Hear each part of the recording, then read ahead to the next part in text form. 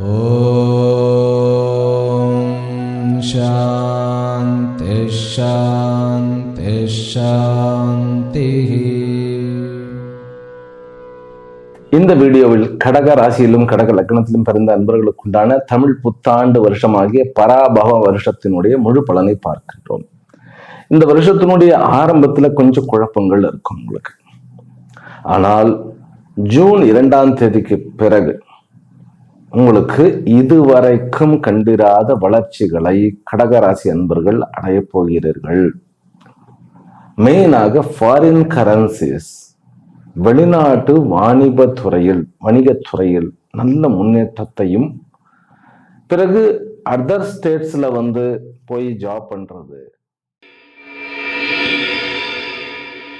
சந்திரனுக்கும் புதனுக்கும் கொஞ்சம் ஆகாது. அதனால பாக்கியத்தை கெடுக்கக்கூடிய வல்லமை வாய்ந்த அந்த 8க்குண்டானவனாகிய சனி, ஏன்னா 8ஆம் இடத்துல ராகு இருக்காரு, அதனால கொஞ்சம் ட்ரபிள்சம் பிரச்சனைகளை கொடுக்கக்கூடிய, எந்தெந்த விஷயத்துல பிரச்சனைகள் கொடுக்கக்கூடிய வாய்ப்புகள் இருக்கு. திருமண விஷயங்களில் பிரச்சனை கொடுக்கக்கூடிய வாய்ப்புகள் உண்டு. தந்தைக்கும் மகனுக்கும் உண்டான பிரச்சனையை வளர்த்து விடக்கூடிய ஒரு வாய்ப்பு உண்டு. கேப் விட. அதனால கடகராசிக்காரர்களுக்கு இந்த வருஷத்திலிருந்து தன்னை விஸ்தாரப்படுத்திக் கொள்வதும் தன்னுடைய பிரான்ச்சஸை விஸ்தாரப்படுத்திக் கொள்வதுமாக ஒரு நல்ல ஒரு வளர்ச்சியை நோக்கி ஓடுவீர்கள். பர்சனல் ரிலேஷன்ஷிப் எல்லாத்துலயுமே பிரச்சனை வரும். பார்ட்னர்ஸ்ல பிரச்சனை வரும். ஆனா அதை ரொம்ப அழகா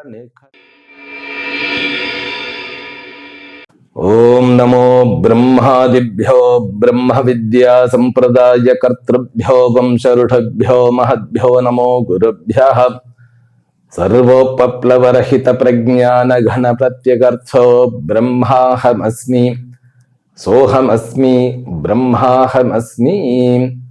ஓம் சர்வேபியோ சத்குருபியோ நமோ நமஹ. ஹரி ஓம்.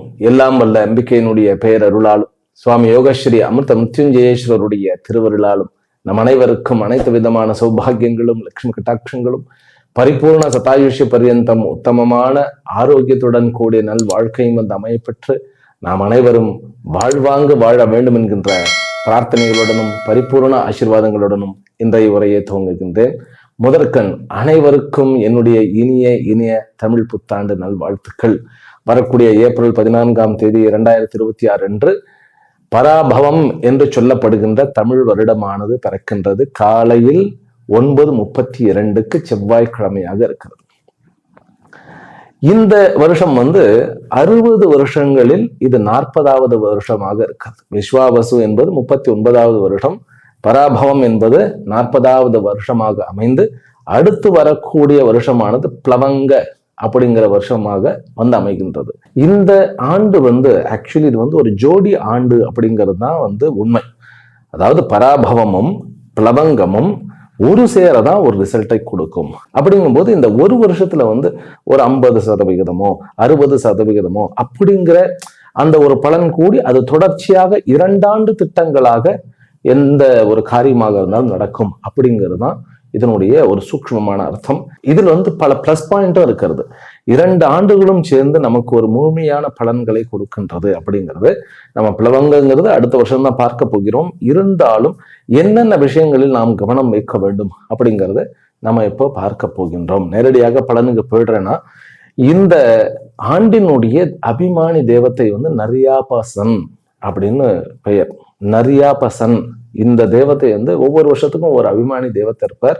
அந்த தேவத்தையினுடைய வடிவமே அந்த வருஷத்தினுடைய விஷயங்களை நமக்கு விளக்கி சொல்லும். இந்த தேவதையாகப்பட்டவர் பிரகாசமான வடிவமாகவும் குதிரையில் ஏறி அமர்ந்து பிரயாணிக்கக்கூடியவராகவும் கையில் பரசுவை, தமிழ்ல சொல்லணும்னா மழுவை ஏந்தி கொண்டிருப்பவராகவும் வர்ணிக்கப்பட்டு இருக்கிறது. அதாவது ஆயுத பலமே பலம் என்று நம்புகின்ற இந்த உலகத்தில் அதற்கு மேல் ஒரு பலமானது இருக்கிறது, ஆன்ம பலம் என்பது ஒன்று இருக்கிறது அப்படிங்கிறதை புரிய வைப்பதாக இந்த வருஷமானது அமைந்திருக்கிறது அப்படிங்கிறது சாஸ்திரம் சொல்லுகிறது. அப்படின்னா என்ன? கடவுள் நம்பிக்கையும் சாஸ்திர நம்பிக்கையும் வளரப்போகிறது. நிறைய சயின்ஸ், அதாவது சயின்ஸ் அழிவுக்கு பயன்படுத்துவதை காட்டிலும் அதை ஆற்றலுக்கு பயன்படுத்த வேண்டும் என்கின்ற வகையில் இந்த உலகமானது வேலை செய்யும். ஏற்கனவே வார் ஜோன்ல தான் நாம இருக்கிறோம். இருந்தாலும் இந்த போர் அபாயங்களுடன் கூடிய இந்த விஷயங்கள் மாறும். மக்கள் கடவுளின் பால் நம்பிக்கையை திருப்புவார்கள், பக்தியானது ஓங்கும், கோயில்களில் கூட்டம் பெருகும், அதே போன்று பூஜை புனஸ்காரங்களில் நம்பிக்கை ஓங்கும். அதே போல பேங்க்லயும் நிறைய டெபாசிட்ஸ், பேங்க் ஃபினான்ஸ் இதெல்லாம் நல்லா டெவலப் ஆகும். இது அந்த அபிமானியினுடைய அமைப்புல வருவது. அப்புறம் அடுத்த சூக்ஷ்மம் என்ன அப்படின்னா, ஒவ்வொரு வருஷமும் எப்பொழுதுமே சூரிய சந்திர கிரகணங்கள் ஏற்படும். இந்த வருஷமும் சூரிய சந்திர கிரகணம் இருக்கின்றன, ஆனால் நம்ம நாட்டில் தெரியவில்லை. அதாவது இந்த வருஷம் ஆகஸ்ட் மாதம் சூரிய கிரகணமும் சந்திர கிரகணமும் ஏற்படுகிறது. அதன் பிறகு பிப்ரவரியிலும் அதே மாதத்தில் சூரிய கிரகணம் சந்திர கிரகணம் ஏற்படுகிறது. ஆனால் இந்தியாவில் அது தெரியாது. எங்கு தெரியும் அப்படிங்கிறது அந்த சூரிய சந்திர கிரகணங்களை நான் போடும்போதே பார்த்துக்கலாம். ஆனாலும் ஐரோப்பிய நாடுகள், பிறகு அமெரிக்கா போன்ற நாடுகளில் இது தெரியும். அதனால அங்கு வாழ்கின்ற நம்மவர்களுக்கு அந்த சூரிய சந்திர கிரகணங்கள் ஒரு பெரிய ஒரு விஷயத்தை மாற்றத்தை கொண்டு வரும் வாழ்க்கையில். அதனால நம்ம அது கவலைப்பட போறதில்லை, கவலைப்பட வேண்டியதில்லை. ஏன்னா சூரிய கிரகணம் சந்திர கிரகணம் தெரியாது. அதனால ஒரு மைனஸ் பாயிண்ட்டும் இருக்கு இந்த சாதகர்களுக்கு. அதாவது ஸ்ரீவித்யா செய்பவர்கள், வேதத்தை பயிலுபவர்கள், தியானம் போன்ற விஷயங்களில் பயிலுபவர்கள், அந்த கல்விகளை கற்றுக்கொள்வதற்காக இந்த ஜோதிட சாஸ்திரம் முதற்கொண்டு எத்தனையோ சாஸ்திரம் இருக்கிறதுலே அதுக்கெல்லாம் ஜபசக்தி தான் ரொம்ப முக்கியமானது. அந்த விஷயத்துல அவர்களுக்கு கொஞ்சம் மைனஸ் பாயிண்ட் தான். ஏன்னா அவர்களுக்கு இந்த காலகட்டங்கள் உபாசனையை பலம் 1000 மடங்கு பெருக்கி தருவதாக அமைகிறது. அது அவர்களுக்கு ஒரு மிஸ்ஸிங் தான். சரி, அடுத்தது இந்த வருஷம் சனி பயிற்சி கிடையாது, அப்பாடின்னு இருக்கும். சரி, குரு பயிற்சி உண்டா? இருக்கிறது. 2 முறை பெயருகிறார். வருகின்ற ஜூன் 2ஆம் தேதி வரைக்கும் அவர் மிதுனத்தில் இருந்து ஜூன் 2ஆம் தேதி கடகத்திற்கு உச்சமாகி காலபுருஷ தத்துவத்திற்கு 4 உச்சமாகி 10ஆம் வீடு, 8ஆம் வீடு, 12ஆம் வீடு ஆகிய 3 வீடுகளை பார்த்துவிட்டு அதன் பிறகு அக்டோபர் 31ஆம் தேதி சிம்மத்துக்கே போயிடுறார். காலபுருஷ தத்துவத்துக்கு 5ஆம் இடத்துக்கு போய்கிறார். அங்கு போய் லாபஸ்தானத்தையும் 9ஆம் இடமாகிய பாக்கியஸ்தானத்தையும் பிறகு லக்னம் என்கின்ற உத்தமஸ்தானத்தையும் பார்க்கிறார். அப்படிங்கும்போது குருவினுடைய பயிற்சி இந்த வருஷம் பல அற்புதங்களை நிகழ்த்தும்.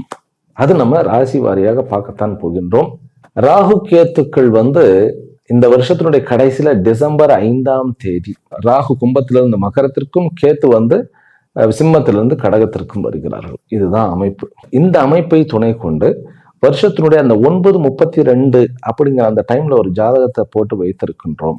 இந்த 2ஐயும் கணித்து தான் நம்ம பலன் சொல்ல போகின்றோம். சரி, இதுல இன்னொரு சூக்ஷ்மமும் இருக்கிறது. ஒவ்வொரு வருஷமும் நம்ம நவ கிரகங்கள் ஒவ்வொரு பதவியை மேற்கொள்ளுகின்றன. அந்த பதவியை எந்த கிரகம் பிரதானமாக மேற்கொள்ளுகிறதோ அந்த கிரகத்தினுடைய இயல்பாக பலன்களும் அளிக்கின்றன. அப்படி பார்க்கும் பொழுது குரு கிட்டத்தட்ட 3 பதவிகளை வகிக்கிறார்.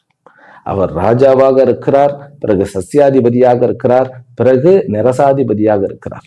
பிறகு சந்திரனும் 3 பதவிகளை வகிக்கிறார். சந்திரன் சேனாதிபதியாக வருகிறார், அர்க்காதிபதியாக வருகிறார், மேகாதிபதியாக வருகிறார். இதனுடைய சூக்ஷ்மங்கள் என்ன அப்படின்னா, முதல்ல குரு இந்த ராஜாவாக வருவதனாலையும் பிறகு சஸ்யாதிபதி பிறகு நிரசாதிபதியாக வர்றதுனால பல நன்மைகள் உண்டு.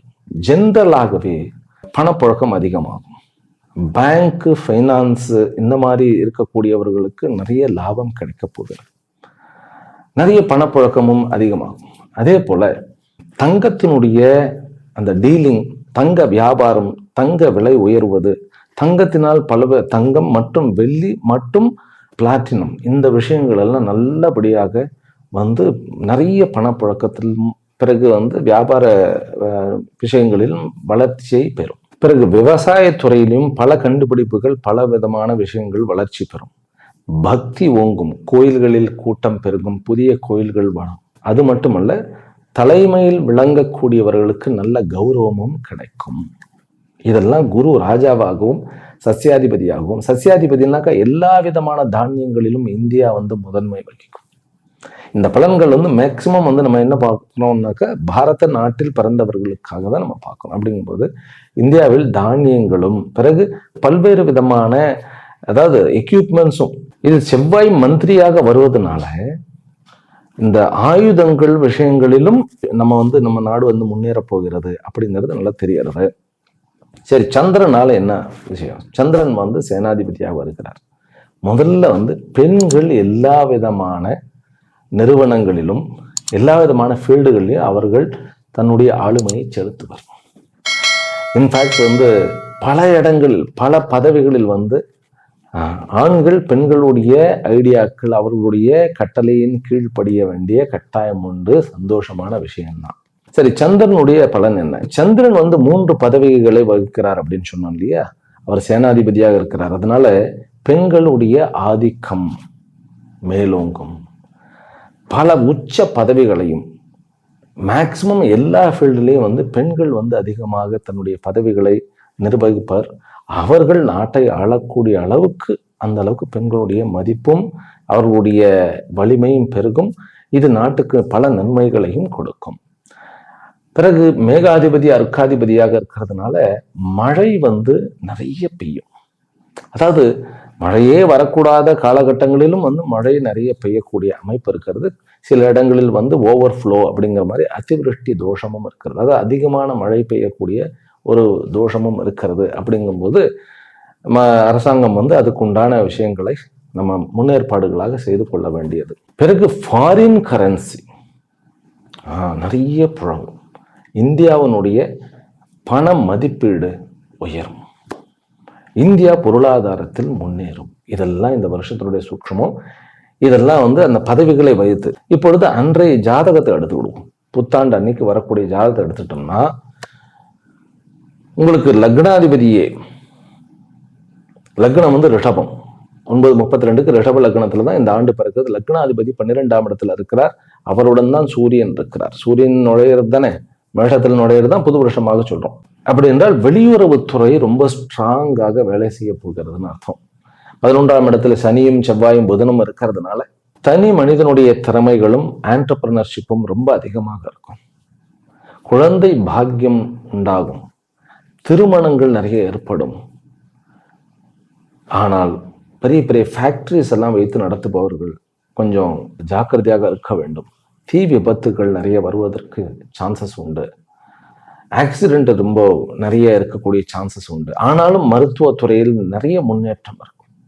செவ்வாய் வந்து 11ஆம் இடத்துல இருக்கிறது அப்படிங்கிறது 7க்கு உண்டானோன்னு 12க்கு உண்டானோ, அதுதான் மருத்துவத்துறையில் நிறைய சாதனைகள் நிகழும். நிறைய வியாதிகளுக்கு மருந்துகள் கண்டுபிடிக்கப்படும்.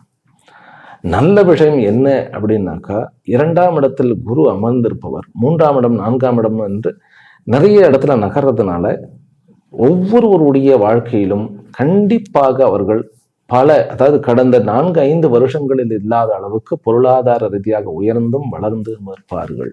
10ஆம் இடத்தில் சந்திரனும் ராகுவும் ஒன்றாக இருக்கிறதுனால வியாபார ஸ்தலங்களில் வந்து நிறைய ஓட்டம் இருக்கும். ஆனால் நிறைய குழப்பம் இருக்கும். நிறைய குழப்பம் இருந்துகிட்டே இருக்கும். வியாபாரத்துல மட்டும், அதாவது பிசினஸ் கேடர்ல வந்து பாத்தீங்கன்னா எந்த பிசினஸ் பண்றது, இதை பண்றது, அதை பண்றது, என்னத்தையா பண்ணிட்டு இருப்போம். ஆனால் எல்லாவற்றிலும் ஒட்டுமொத்தமாக வளர்ச்சியை தான் காணப்போகிறோம். ஆக இதுதான் வந்து இந்த வருஷத்தினுடைய பொதுவான பலன். 4ஆம் இடத்துல கேத்து இருக்கிறதுனால மேக்சிமம் எல்லாருக்குமே வந்து இடம் விட்டு இடம் பெயர்ந்து போகக்கூடாது. அதாவது வந்து ஏற்கனவே நம்ம வந்து கம்யூட் பண்ணிட்டு தான் இருக்கிறோம். ஒரு ஊர்ல இருந்து இன்னொரு ஊருக்கு போறது அது கொஞ்சம் அதிகமாக இருக்கும். கொஞ்சம் கர்ப்பிணி பெண்கள் வந்து ஜாக்கிரதையாகத்தான் இருக்க வேண்டும்.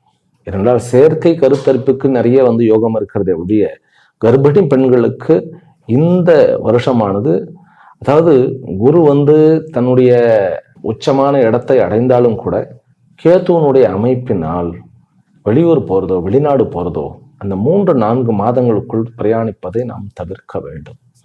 அதனால கர்ப்பிணி பெண்களுக்கு கொஞ்சம் ஜாக்கிரதையாக இருக்க வேண்டிய கட்டாயம் உண்டு.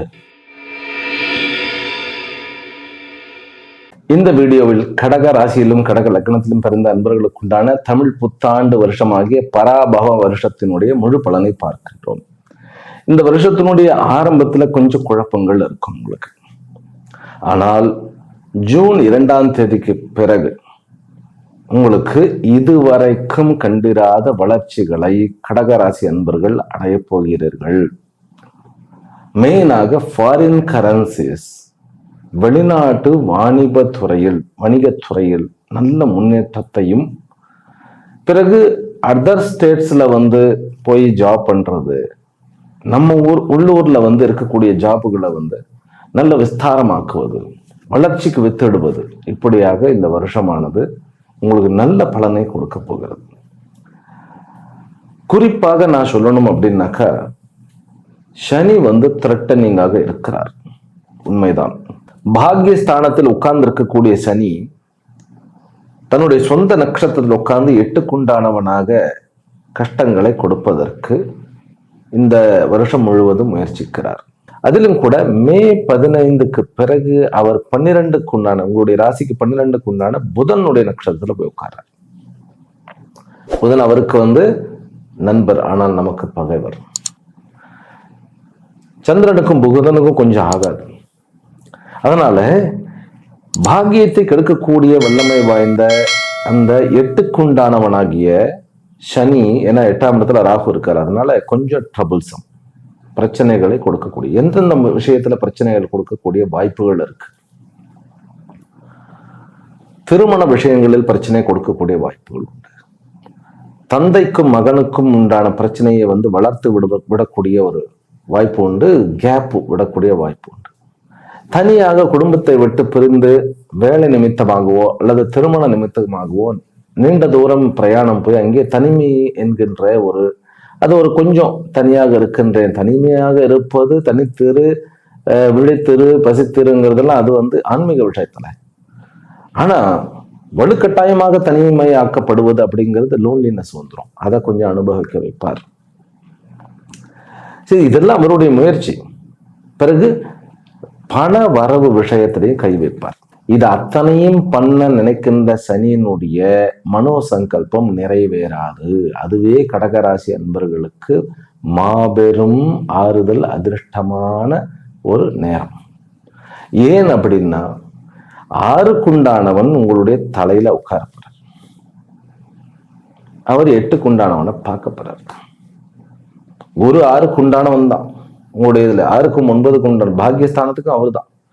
இந்த 6 அப்படின்னாவே வெளிநாடு, பப்ளிக் கான்டாக்ட், பிறகு பெரிய பெரிய ஒரு டார்கெட், அதாவது பெரிய லட்சியங்களை மனதில் கொள்ளுவது, தன்னுடைய கரைகளை உடைப்பது.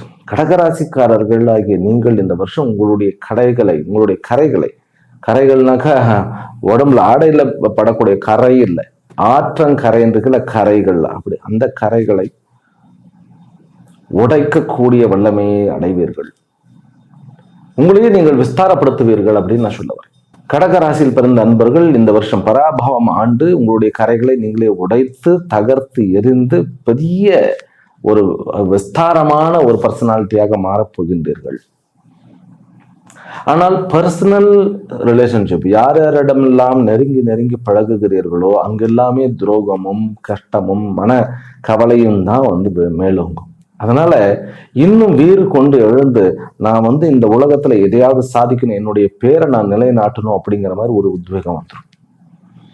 அதனால 6க்குண்டானவன் தலையில வருது. அதே போல 6க்குண்டானவன் 2ஆம் இடத்துல கேத்துவுடன் சேரும்போது பண வரவு அதிகரிக்கும்.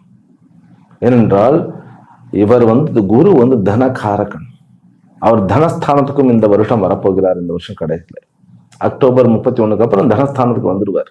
அதனால இந்த தமிழ் வருடம் உங்களுக்கு இந்த வருஷம் ஏப்ரல் 14, 2026 இருந்து ஏப்ரல் 13, 2027 வரைக்கும் இருக்கக்கூடிய காலகட்டங்களில் இந்த குரு ஒரு ஆபத் பாந்தவனாகவும் அநாத ரக்ஷகனாகவும் உங்களுக்கு இருந்து உங்களுடைய வாழ்க்கையை மேன்மேலும், அதாவது இதுவரைக்கும் கண்டிராத ஒரு பர்சனாலிட்டியாக உங்களையே நீங்கள் காணும் வகையில் செய்வார். அப்படிங்கிறதுல மிக இல்லை.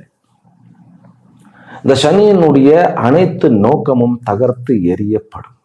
இருந்தாலும் சனிக்கு உண்டான மந்திரமாகிய ஓம் பிராம் பிரீம் பிரௌம் சாஹா சனைஷ்சராய நம, அதை நம்ம சாண்டிங் பண்ணலாம். இவைகள் அத்தனையும் விட எனக்கு அசுரத்தனமான வளர்ச்சி வேணும், எனக்கு நல்லவர்கள் மத்தியில் இருக்கணும் அப்படின்னாக்கா ஓம் நமோ பகவதே தட்சிணாமூர்த்தியே மஹ்யம் மேதாம் பிரஜாம் பிரயச்ச ஸ்வாஹா, அந்த மந்திரத்தை நீங்கள் ஜபம் செய்ய வேண்டும். கடகராசிக்காரர்கள் எப்பவுமே அம்மா மாதிரி, அவர்கள் யாருக்கும் தீங்கு நினைக்க போறதே கிடையாது.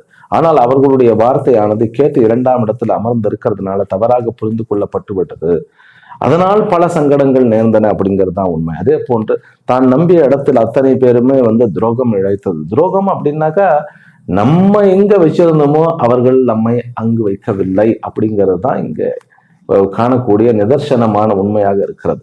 ஆனால் இந்த வருஷம் பராபவ வருஷம் உண்மையிலே கடக ராசிக்காரர்களுக்கு ஒரு அசாத்தியமான விஷயங்களையும் கூட சாதித்து காண்பிக்க செய்யக்கூடிய ஒரு வருஷமாக இருக்க போகிறது. உறவுகள்ல அப்படின்னு பார்த்தோம்னாக்கா, அம்மாவனுடைய உறவு நல்ல மேம்படுவதும், அப்பாவினுடைய உறவுல சில சிக்கல்கள் வருவதும், பிசினஸ் பார்ட்னர் நடுவில் ஒரு ஒற்றுமையும், புதிதாக பிசினஸ் பார்ட்னர் வயதில் குறைந்தவர்கள் அல்லது வயதில் முதிர்ந்தவர்களோட பார்ட்னர்ஸ். அப்படின்னா என்ன, வயதில் குறைந்தவர்களை பார்ட்னர்ஸா எடுக்கும்போது நமக்கு நியூ ஜெனரேஷனுடைய அப்டேஷன் கிடைக்கும். வயதில் முதிர்ந்தவர்களுடன் நம்ம வைக்கக்கூடிய பார்ட்னர்ஷிப் எக்ஸ்பீரியன்ஸையும் கொண்டு வரும். ஆக 2 ஆங்கிள்லையும் திங்க் பண்ணி கடகராசிக்காரர்கள் இந்த முறை இந்த வருஷம் முழுவதும் தன்னை நினைத்துக் கொள்வார்கள் அப்படிங்கிறதுல சந்தேகம் கிடையாது. மேலும் வேற்றுமொழி ஏதாவது ஒன்று கற்றுக்கொள்ளுங்கள், அல்லது வேற்று மொழியை பேசக்கூடிய நபர்கள் மூலமாக வெளியில் இருக்கக்கூடிய வியாபாரங்களை விருத்தி செய்து கொள்ளுங்கள். நான் ஏற்கனவே சொல்லிட்டேன், ஃபாரின் கரன்சி உண்டு. உறவுகள்ல திருமண உறவுகள் அப்படிங்கிறது காதல் உறவுகளாக மலர்வது உண்டு. முக்கியமான விஷயம், தன்னை விட வயதில் மூத்தவர்களை கிட்டத்தட்ட மினிமம் ஒரு 7 வருஷம் 8 வருஷம், அது அந்த காலத்து மாதிரி வயதில் மூத்தவர்களை ஆண்கள் விரும்புவதும் பெண்களும் அதே போன்று விரும்புவதுமாக கொஞ்சம் இந்த விஷயத்துல கொஞ்சம் கான்ட்ரடிக்ஷன் அப்படிங்கிற மாதிரி உங்களுடைய அமைப்பு இருக்கிறது. அந்த ஸ்டாண்டர்ட், அந்த லவ் அப்படிங்கிறதே ஒரு ஸ்டாண்டர்டாக இருக்கும். அந்த ஸ்டாண்டர்டு இல்லைன்னு வச்சுக்கோங்களேன். ஸ்டாண்டர்டுனாக்கா பிறப்பின் அடிப்படையில் வரக்கூடிய ஸ்டாண்டர்டு கிடையாது, அதாவது மதத்தினுடைய அடிப்படையில் வர்றது கிடையாது, பிறகு ஸ்டேட்டஸினுடைய அடிப்படையில் வர்றது கிடையாது, பணம் எவ்வளவு சம்பாதிக்கிறோம் அப்படிங்கிறதெல்லாம் கிடையாது. மனிதனாக வாழக்கூடிய அந்த ஒரு மனித தன்மையை மதிக்கக்கூடிய மனம் இருக்கிறது இல்லையா, அந்த அளவுக்கு இருக்கணும். அதுதான் ஸ்டாண்டர்ட். அந்த மாதிரி நீங்கள் ரொம்ப ஜாக்கிரதையாக பார்த்து கொள்ளுங்கள். குழந்தை வரம், அதாவது ரொம்ப வெகு நாட்களாக குழந்தைகள் இல்லை அப்படிங்கிறது, அந்த குழந்தை வரம் அப்படிங்கிறது ஒரு பெரிய வரமாக உங்களுக்கு அமைய இருக்கிறது. கடகராசிக்காரர்களையும் அதுலேயும் சனியினுடைய நட்சத்திரமாகிய பூச நட்சத்திரக்காரர்களுக்கு இருக்கக்கூடிய மன சங்கடங்கள், அது குழந்தையினாலும் சங்கடம். அதாவது குழந்தை வரம் இல்லை அப்படிங்கிறது பெருசா இந்த ஜெனரேஷன்லாம் நம்ம இது பண்ணிக்கிறது இல்லை. இந்த ஜெனரேஷன் குழந்தைய வேண்டாம் அப்படின்னு தான் சொல்லுகிறது. ஆனால் குழந்தை என்பது ஒரு வரம் அப்படின்னு புரிய ஆரம்பிக்கும்.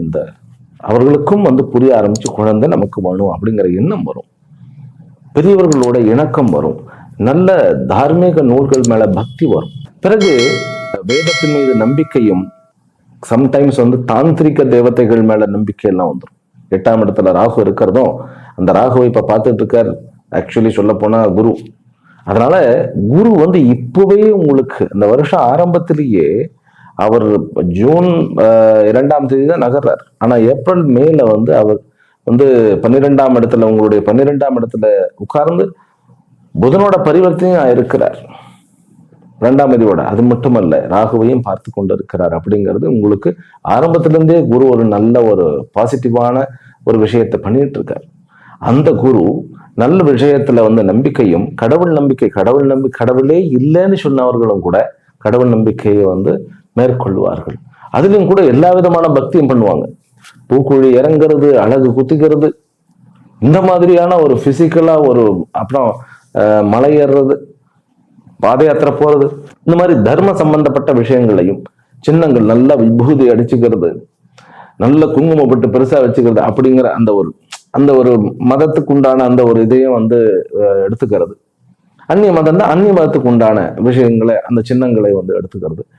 இது வரைக்கும் கூசிக்கிட்டு இருந்து அவர்கள் தைரியமாக எடுத்துக்கிட்டு, அது ஒரு நல்ல ஒரு ஷைன் தான். அதாவது எந்த ஒரு ரிலீஜனுமே அன்பைத்தான் வலியுறுத்துகிறது. அதை நம்ம எப்படி கடைபிடிக்கிறோம் அப்படிங்கிறது, அது இருக்கக்கூடிய அகங்காரத்தை வளர்க்கிறதோ, இருக்கக்கூடிய பேதங்களை வளர்க்கிறதோ அப்படி இருக்கக்கூடாது. அனைவரும் ஒன்று அப்படிங்கிற மாதிரி, அந்த கடவுள் என்பவன் ஒன்று அப்படிங்கிற மாதிரி கொண்டு போனாதான் அதனுடைய லட்சியம் நிறைவேறும். அந்த மாதிரி கடகராசிக்காரர்கள் இப்போ ஒரு நல்ல ஒரு ஆன்மீகவாதியாகவும், அதே போல கடவுள் பக்தி கொண்டவர்களாகவும், பிறகு பிடிவாதம் நிறைய கொண்டவர்களாகவும் மாற இருக்கிறீர்கள். இதெல்லாமே நல்லபடியா நான் சொல்லிட்டு இருக்கேன், நல்ல பலன்களாக இருக்கிறது அப்படின்னு சொல்லிட்டு இருக்கேன். ஆனால் உங்களுக்கு ஒரு சேலஞ்ச் இருக்கிறது. அரசு சம்பந்தப்பட்ட விஷயங்களில் ஜாக்கிரதையாக இருக்கும். இந்த வருஷம் முழுவதுக்குமே. பிறகு கடகத்துல உங்களுக்கு கேத்து வந்துருவார் இல்லையா, டிசம்பர் 5க்கு பிறகு கேத்து வந்துருவார். அதுல இருந்து 4 மாசம் கேத்து உங்களுடைய தலையில் இருக்கிறார், குருவும் இருக்கிறான்னா கேளிமை யுகம் அப்படிங்கிற ஒரு யோகம், கோட்டீஸ்வர யோகம் அப்படிங்கிறது. கடகராசிக்காரர்களுக்கு கோட்டீஸ்வர யோகம் இந்த வருஷம் இருக்கிறது அப்படின்னாக்கா நம்பவே முடியாது நம்மளால. குருவும் கேத்தும் ஒன்றாக வருவது, அதாவது 2 பேரும் உரசி, அது அதிகமான நாட்கள் இல்லைன்னாலும் 2 பேரும் அருகில் வரும்போதே அதுல ஞானமும், அதாவது ஆன்மீக ஞானமும் தலைவோங்கும். பிறகு ஆன்மீக ஞானம் இருந்தாதான் லட்சுமி கட்டாட்சத்தை வழி நடத்தவே முடியும். இல்லைன்னா பணத்தினால அடிபட்டு போயிடுவோம், காப்பாற்றவே முடியாது, அந்த மாதிரி போயிடுவோம். நீங்க நல்லா யோசனை பண்ணி பாருங்க. உலக புகழ்பெற்ற பணக்காரர்கள் ஒரு கட்டத்துக்கு மேல பாத்தீங்கன்னாக்கா அப்படியே ஏதோ ஒரு விதத்துல ஆன்மீகவாதிகளாக மாறிடுவாங்க. ஒண்ணு சேரிட்டிக்கா பண்ணிட்டு இருப்பாங்க, இல்லைன்னா அவங்க என்னடான்னு பார்த்தா ஆன்மீகவாதிகளா பார்த்து. ஆன்மீகவாதிகள் அப்படின்னாக்க போய் மடத்துல உட்காந்துக்கிறது மட்டும் கிடையாது. மடங்கிறது தர்மத்தை ஸ்தாபனம் பண்றதுதான் மட்டம். அது மடமாகட்டும், கோயில் ஆகட்டும், எதுவாகட்டும், வீடாகட்டும், எங்க போனா தர்ம ஸ்தாபனம் பண்ணணும். அந்த மாதிரி விஷயத்துல உங்களுக்கு நல்ல ஒரு இது வரும். ஆனா அரசியல் விஷயங்களிலும் அரசு சம்பந்தப்பட்டதிலும் ஜாக்கிரதையாக இருக்க வேண்டும். அதே போல பதவிகளில், உயர் பதவிகளில் இருப்பவர்கள், பிறகு உயர் பதவிகளை அடைய நினைப்பவர்கள் விநாயகருடைய வழிபாட்டையும் அன்னை பராசக்தி அதாவது அம்பிகையினுடைய வழிபாட்டையும் மேற்கொள்வீர்களாக. பிறகு வெளிநாடு போக வேண்டும் அப்படின்னாக்கா யோகங்கள் நிறைய இருக்கு. ஆனால் உங்களுடைய ஜாதகத்தை ஒரு முறை உங்களுக்கு ஏற்ற ஒரு ஜோதிடரிடம் கொடுத்து அதை பார்த்து பரிசீலனை பண்ணிக்கணும். உங்களுக்கு ராகு இருந்தது அப்படின்னாக்கா வெளிநாடு யோகமும் இருக்கும், அங்க போய் கஷ்டத்தை அனுபவிக்கக்கூடிய அமைப்பு இருக்கும். சனியினுடைய அமைப்பு இருக்கிறதா, ஆக்சுவலி சனியினுடைய மகாதசை நடந்தா நல்லது. இப்போ உங்களுக்கு ஒரு குழந்தை பிறந்து அந்த குழந்தை புஷ்ய நட்சத்திரமாக இருந்து அவனுக்கு சனி நடக்கிறதுனாக்கா அப்பாவுக்கு நன்மையே நடக்கும். இதெல்லாம் எப்படி சுவாமின்னா அதுதான் ஜோதிடம் அப்படிங்கிறது ஒரு விசித்திரம். இதே ஒரே காம்பினேஷன் ஒரு விஷயத்துல நல்லதை கொடுக்கும், ஒரு விஷயத்துல கெட்டதை கொடுக்கும். அப்பா விஷயத்துல பாத்தீங்கன்னாக்கா சங்கடங்களை கொடுக்கும், கௌரவ விஷயத்துல சங்கடங்களை கொடுக்கும். 4 பேர் புகழ்ந்தாங்கன்னாக்கா பாத்தீங்கன்னாக்கா 10 பேர் இகழ்வாங்க, அப்படி இருக்கும்.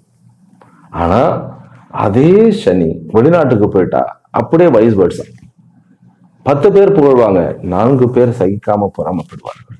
பிசினஸை பொறுத்த வரைக்கும் டேட்டா ஓரியன்ட் எல்லா பிசினஸும் சரி நல்லா உங்களுக்கு பணங்களை கொடுக்கும். பினான்சியல் பிசினஸ் பண்ணுபவர்கள், ரியல் எஸ்டேட் பண்ணுபவர்கள், ப்ராப்பர்ட்டி டீலர்ஸ். பிறகு சனியினுடைய காரகத்துவம், கடகராசியில பிறந்துட்டு புஷ்ய நட்சத்திரம் பிறந்துட்டு சனியினுடைய காரகத்துவம் நிறைய இருக்கிறது. அதாவது கல் குவாரி இருக்கிறது, தோல் பிசினஸ் இருக்கிறது, இந்த ஹேர் பிசினஸ் இருக்கிறது, பியூட்டி பார்லர் இருக்கிறது. அதாவது பியூட்டி பார்லர்ல இந்த செவ்வாய் வலுத்து இருந்ததுனாக்கா, செவ்வாய் சனி தானே இருந்ததுன்னா ஆரம்பிக்கிறது உங்களுக்கு. அப்படிங்கும்போது ஹேர் ட்ரெஸ்ஸிங் பண்ணுவோம் இல்லையா, அதுக்கு இப்போ அழகு நிலையம் அப்படின்னு நம்ம சொல்லுவோம் இல்லையா, அந்த மாதிரி நிறைய பிரான்ச்சஸ் உருவாக்குறது. ஆண்டர்பிரனரா மாற்றும். சொல்ல போனா ஜூனுக்கு அப்புறம் நீங்க ஒரு சக்சஸ்ஃபுல் ஆண்டர்பிரனரா மாறுங்க. அதனால கடகராசிக்காரர்களுக்கு இந்த வருஷத்துல இருந்து தன்னை விஸ்தாரப்படுத்திக் கொள்வதும் தன்னுடைய பிரான்ச்சஸை விஸ்தாரப்படுத்திக் கொள்வதுமாக ஒரு நல்ல ஒரு வளர்ச்சியை நோக்கி ஓடுவீர்கள். பர்சனல் ரிலேஷன்ஷிப் எல்லாத்துலயுமே பிரச்சனை வரும், பார்ட்னர்ஸ்ல பிரச்சனை வரும். ஆனா அதை ரொம்ப அழகா நேக்கா நீங்கள் அதை ஈடு கொடுத்து அதை சமாளித்து விடுவீர்கள் அப்படிங்கிறதா உண்மை. திருமண அமைப்புகள்ல ஒரு விஷயம் நான் சொல்லணும்னு நினைக்கிறேன். இந்த திடீர் காதல், அவசர கல்யாணம் இதெல்லாம் இருக்கக்கூடாது. ஏன்னா அதெல்லாம் உங்களுக்கு பிரச்சனைகள் உண்டாகும். அதனால ரொம்ப ஜாக்கிரதையாக இருக்கணும். நம்ம சனியினுடைய 3ஆம் பார்வை 11ஆம் இடத்துல இருக்கு. லாபங்கள்ல கொஞ்சம் ஜாக்கிரதையா இருக்கணும். லாபம் வருது அப்படின்னு ரொம்ப காணல் நீர் மாதிரி பெருசா லாபம் வர மாதிரி இருக்கும், ஆனா பார்த்தா ரொம்ப கம்மியான லாபம் தான். அதனால நீங்க சிந்தித்து செயல்படுங்கள்.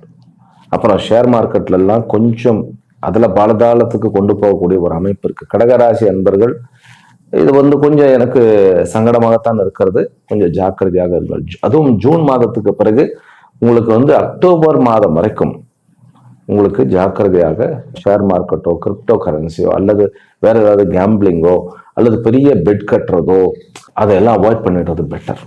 கல்வி கற்கக்கூடிய மாணவர்கள் அவர்களுக்கு தி பெஸ்ட் இயர் அப்படின்னு நான் சொல்லுவேன். ஆனால் இந்த எலிமெண்ட்ரி, இந்த ஆரம்ப ஸ்கூல்லலாம் இருக்கு இல்லையா, ஸ்கூல் மாத்திக்கிட்டே இருக்க வேண்டியதா இருக்கும். ஒன்றும் உடம்பு சரியில்லாம போகும், இல்லைன்னா குழந்தைகளுக்கு ஏதாவது ஒரு அலர்ஜிக்கு, இந்த மாதிரி அலர்ஜி தான் மெயின். இந்த கடகராசிக்காரர்களுக்கு உடல்நிலையில கொஞ்சம் அலர்ஜி சம்பந்தப்பட்ட விஷயங்கள் நிறைய இருக்கும். அதனால எங்க போனாலும் கொஞ்சம் நம்மளை நாம சுத்தமாக கை கழுவிக்கிறது, இது வருஷம் முழுவதும் நான் சொல்றேன். இப்போ கொஞ்சம் நம்முடைய கை கால்களை சுத்தமாக வைத்துக் கொள்வது, எங்க போயிட்டு வந்தாலும் உடனே நம்ம ஸ்நானம் பண்ணிடுறது, அந்த மாதிரி இருக்க வேண்டும்.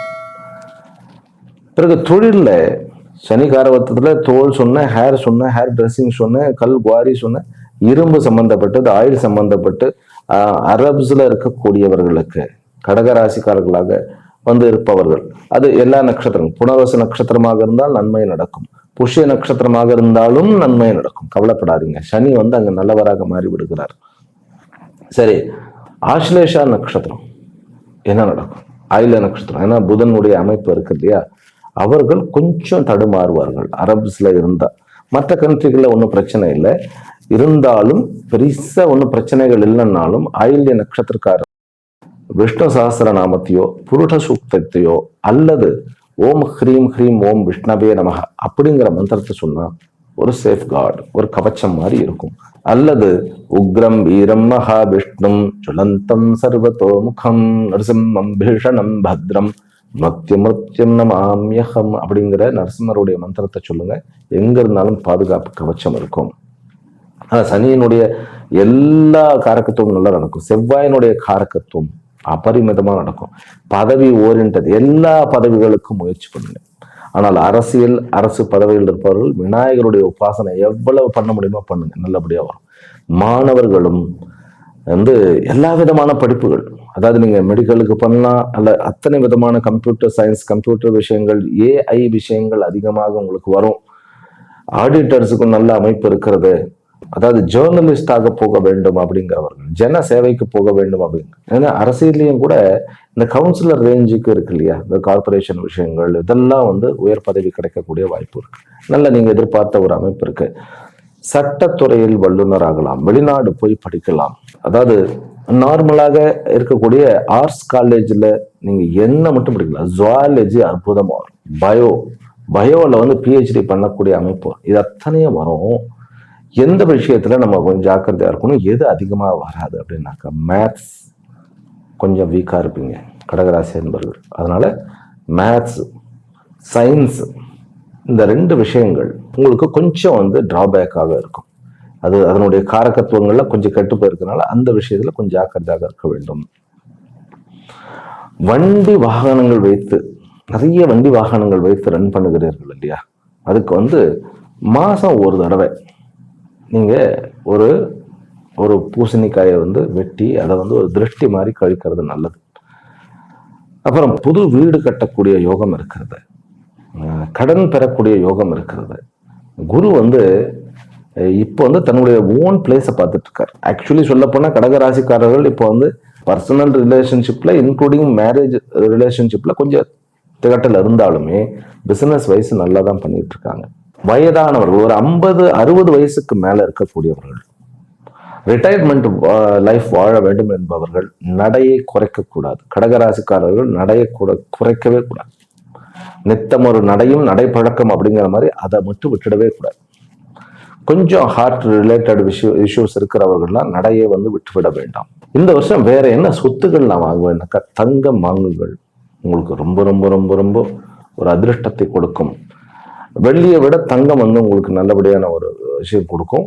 முத்து மாலையை அம்பாளுக்கோ அல்லது நீங்கள் வணங்குகின்ற தெய்வத்திற்கோ பரிசெல்லுங்கள். ஒரு முத்து மாலை, அது சின்னதோ பெருசோ உங்களுடைய வசதிக்கு ஏற்ப ஒரு சுவாமிக்கு வாங்கி கொடுங்க. சுவாமின்னா சுவாமிஜி இல்லை, ஒரு தெய்வத்துக்கு வாங்கி கொடுங்க, அம்பாளுக்கு வாங்கி கொடுக்கலாம். கோர்ட்டு கேஸ் விஷயங்கள்ல உங்களுக்கு குருவினுடைய அமைப்பு இருக்கிறதுனால ஒன்றும் பிரச்சனை கிடையாது. ஆனால் சொந்தத்தில் இருக்கக்கூடிய சொத்து தகராறு விஷயத்தில் பிரச்சனைகள் உண்டு. அதனால சொந்தத்தில் இருக்கக்கூடிய பிரச்சனைகளை நீங்கள் அந்த விஷயத்தை நம்ம எக்ஸிக்யூட் பண்ண வேண்டும் அப்படின்னாக்கா பைரவருடைய உபாசனை, சம்ஹார பைரவர், அதாவது எந்த ஒரு பைரவராக இருந்தாலும் அந்த பைரவரை போய் வழிபட்டுட்டு ஓம் பம் பைரவாய நமஹ அப்படின்னு சொல்லிட்டு அந்த விஷயத்தை நீங்க கொண்டு செலுத்துங்கள். இந்த தனியார் வேலை செய்கிறார்களே, ஜாபை பொறுத்த வரைக்கும் இந்த வருஷம் எப்படி இருக்கும் அப்படின்னாக்கா, அதாவது வீட்டிலிருந்து கொஞ்சம் தூரமாக போகக்கூடிய ஜாப் வருமானத்தை கொடுக்கும். சில பேரெல்லாம் ஜாப் மாறிடுவீங்க, ஜூன் ஆரம்பிச்ச உடனே நல்ல ஜாபாக கிடைக்கும். சில பேருக்கு ஜாப் போயிருக்கு, ஏனென்றால் சனியினுடைய காரகத்துவத்தில் இருக்கக்கூடியவர்கள் அத்தனை பேருக்குமே ஜாப் போயிடுச்சு. அவர்களுக்கு ஜூன் மாதத்துக்கு அப்புறம் நல்ல ஜாப் கிடைக்கும். இன்னும் கூட கேத்துவனுடைய பயிற்சிக்கு அப்புறம் எல்லாருக்குமே ஒரு மாற்றம் வரும். ஆனால் அது விஸ்தாரமான ஒரு வளர்ச்சியை நாடக்கூடிய ஒரு மாற்றமாகத்தான் இருக்க போகிறது. கடக ராசிக்காரர்களுக்கு ஏப்ரல் மாதத்துல எந்தெந்த நாட்கள், அதாவது புனர்பூசம், புஷ்யம், ஆயில்யம் நட்சத்திரக்காரர்களுக்கு நல்ல நாட்கள்னு நான் சொல்லிட்டோம். அதாவது ஏப்ரல் 14 மே 13 வரைக்கும் உண்டான நல்ல நாட்கள். புனர்பூச நட்சத்திரத்துக்கு ஏப்ரல் 30, மே 4, மே 8, மே 13. மீண்டும் சொல்லுகின்றேன், புனர்பூச நட்சத்திரக்காரர்களுக்கு ஏப்ரல் 30, மே 4 மே 8 மே 13 நல்ல நாட்கள். ஏதாவது நம்ம நல்ல காரியம் ஆரம்பிக்கணும்னாக்கா நாளை தேட வேண்டியதா இருக்கு. அதனாலதான் இது ஒரு அடிஷனலா ஒவ்வொரு மாதமும் வரும், சின்ன சின்ன கிளிப்பாக கூட நம்ம போட்டுருவோம். புஷ்ய நட்சத்திரக்காரர்களுக்கு ஏப்ரல் 20, ஏப்ரல் 23, மே 14. ஏப்ரல் 20, ஏப்ரல் 23, மே 14 இதெல்லாம் புஷ்ய நட்சத்திரக்காரர்களுக்கு நட்சத்திரத்தினுடைய அடிப்படையில நல்ல நாட்கள். ஆக்சுவலி ஒரு நாள் நல்ல நாளா அது சரியில்லாத நாளான்னு கண்டுபிடிக்கிறது நட்சத்திரத்தில் தான். அதனால இது கொஞ்சம் பழக்கமாகணும் மக்களுக்கு. ஏன்னா நல்ல நாள் பார்த்து நம்ம பண்ணணும். ஏன்னா தேவைகளை பார்த்து தான் நம்ம பண்றோம். ஏதாவது ஒரு அத்தியாவசியம் உடனே நம்ம அதை காரியம் பண்றோம். ஆனா அதையும் கூட நல்ல நாட்கள் பார்த்து பண்ணணும் அப்படிங்கிறதுக்கு தான். ஆயில்ய நட்சத்திரக்காரர்களுக்கு ஏப்ரல் 23, ஏப்ரல் 30, மே 4, மே 8, மே 13 ஆகிய 5 நாட்கள். மீண்டும் சொல்லுகின்றேன், ஆயில்ய நட்சத்திரக்காரர்களுக்கு ஏப்ரல் 23, ஏப்ரல் 30, மே 4, மே 8, மே 13 ஆகிய இந்த நாட்கள் நல்ல நாட்கள், நல்ல காரியங்களை செய்யக்கூடிய நாட்கள். ஆக கடகராசிக்காரர்களுக்கு இந்த வருஷம் பர்சனல் ரிலேஷன்ஷிப்ல அதிகமாக யாரையும் அருகில் விடாமல் நம்மை நாம் பாதுகாத்து அவர்களையும் பாதுகாத்து கொஞ்சம் புத்திசாலித்தனமா ஒவ்வொரு நாளையும் பிளான் பண்ணினோம்னாக்கா உங்களை, அதாவது கடகராசிக்காரர்களாக உங்களை நீங்கள் செதுக்க முடியும். இதுவரைக்கும் கண்டிராத வளர்ச்சிகளை இந்த வருஷத்தில் நீங்கள் அடைய முடியும். அதனால சிகரத்தை தொடக்கூடிய கடகராசி என்பவர்களுக்கு என்னுடைய தமிழ் புத்தாண்டு வாழ்த்துக்கள். ஹரி ஓம். மீண்டும் அடுத்த வீடியோவில் சந்திக்கின்றோம். ஓம் சாந்தி சாந்தி சாந்தி.